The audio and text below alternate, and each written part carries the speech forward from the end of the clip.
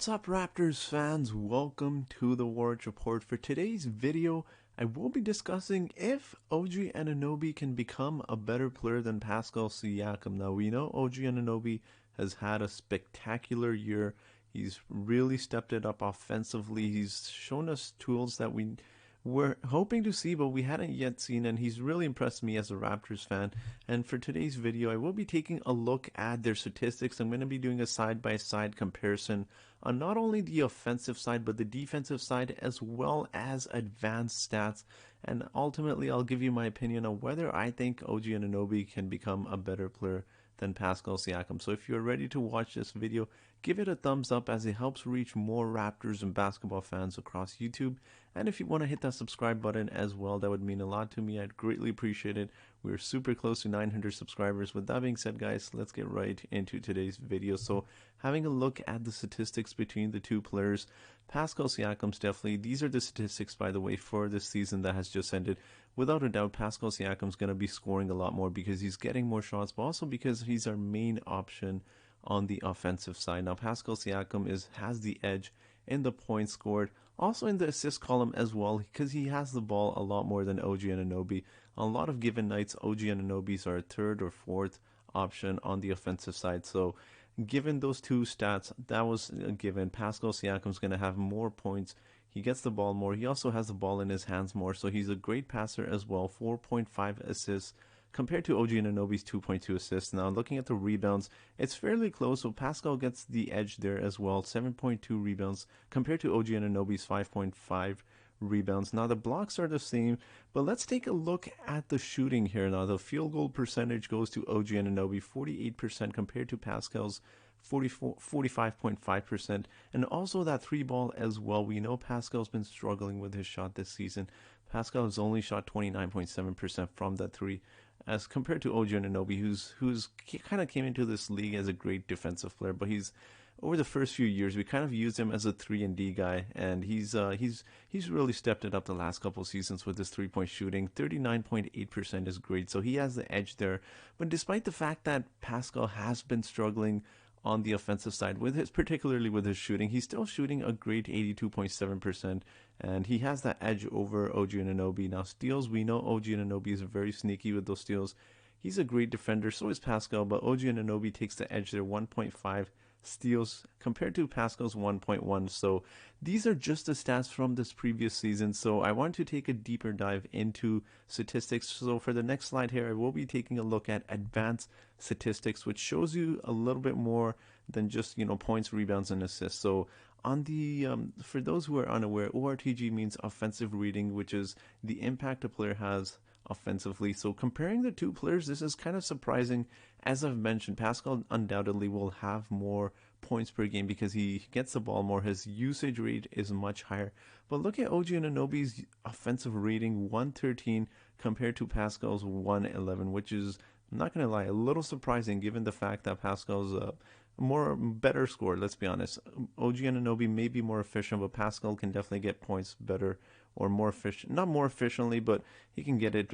He can get you a bucket when you really need to, as compared to Og Anunoby, who's still a work in progress on his offensive game. But even on the defensive side, we've talked about this. They're both great defensive players. But looking at Og Anunoby, he gets the edge there again.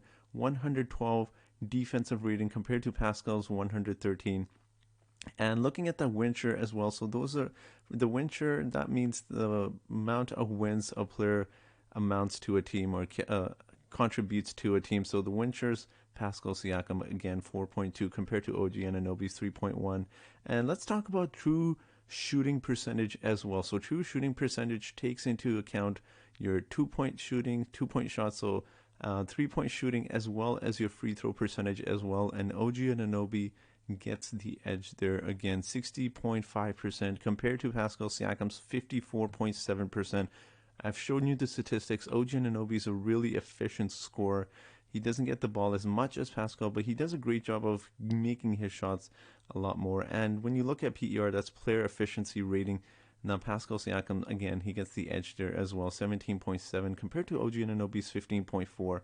Now, let's take a look at the next screen, because those are statistics from this season. Now, we know Pascal Siakam is 27 years old. Og Anunoby is still 23 years old, but Pascal does have one more year of experience in the NBA compared to Og Anunoby. But if we're to compare age by age, now Og Anunoby just finished his season as a 23-year-old. But when you take a look at Pascal Siakam as a 23-year-old, you take a look at those numbers there. 15.9 points compared to Pascal's 7.3. I think this gives you a better idea. And you look at the rebounding as well, 5.5 compared to 4.5. Assist as well is fairly the same, but Og Anunoby gets the edge there. And looking at the minutes per game as well, that makes a big difference. That is why you see Og Anunoby's statistics a lot better than Pascal Siakam, because he was getting more minutes. He was also getting more field goal attempts as well, double the amount actually that Pascal was given. So now Og Anunoby definitely has a lot more potential, I think, than Pascal Siakam. Pascal Siakam is 27 years old. Now, it's not to say Pascal can improve his game. I just don't think we'll see huge jumps like we have the last few seasons as well. So before we end the video off, we do have to talk about overall. Pascal Siakam is the better rebounder, better scorer, better passer, better free throw shooter, and has a more impact offensively as well, and better ball handler as well. Now, Og Anunoby, as I've mentioned, he came into the league as a defensive player. He wasn't really known for his offense, but he's really surprised us as Raptors fans. He's getting more efficient. He's a more efficient scorer than Pascal Siakam. He's also a better shooter overall, but also a better three-point shooter. He's a better defensive player as well. I've shown you the statistics there, and I want to ask you guys: do you think Pascal Siakam, or excuse me, Og Anunoby has more potential at 27 years old? Do you see Og Anunoby being more impactful on the offensive and defensive side like Pascal? Do you see him putting up bigger numbers than Pascal Siakam?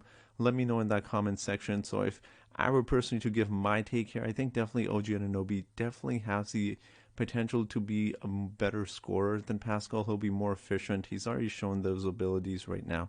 Now, passing wise, I don't think Og Anunoby realistically can be at Pascal's level of passing, just because Pascal Siakam's just he's become a really good passer over the years. He's a great passer. I just don't see Og Anunoby becoming a great passer like Pascal, but I definitely can see him scoring a lot more points than maybe Pascal Siakam.